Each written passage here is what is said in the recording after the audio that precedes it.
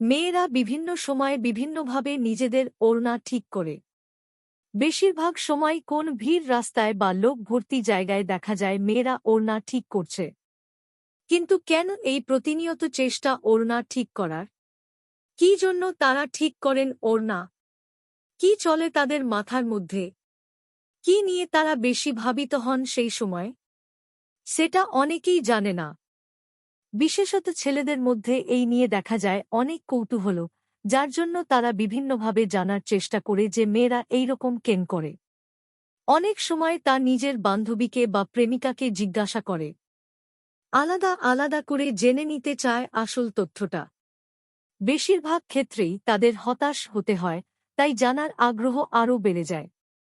এই জানার আগ্রহ তাহলে কিভাবে কমবে? কোনভাবে কমার উপায় আছে কি? আসুন চেষ্টা করি জানার।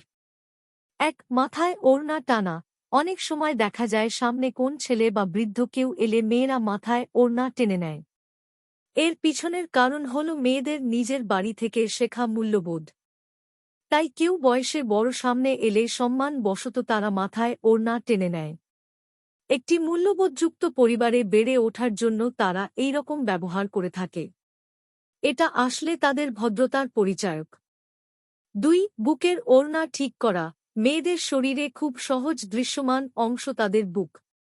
অনেক সময়ই তারা লোকেদের কুদৃষ্টি থেকে বাঁচতে বা যাতে অন্য কেউ দেহের ওই অংশে নজর দিতে না পারে, সেই জন্য নিজেদের ওড়না টেনে নিয়ে কুদৃষ্টি থেকে বাঁচতে চেষ্টা করে। এটি একটি প্রতিরোধমূলক ব্যবস্থা। অস্বস্তিতে থাকার সময়। অস্বস্তিতে থাকলে মেয়েরা অনেক সময় ওড়না নিয়ে খেলা করে। সেই সময় তারা নানা রকমভাবে ওড়না নিয়ে নাড়াচাড়া করে। তারা কিভাবে কি করে বা কি জন্য করে সেটা বোঝা খুব মুশকিল হয়ে দাঁড়ায়।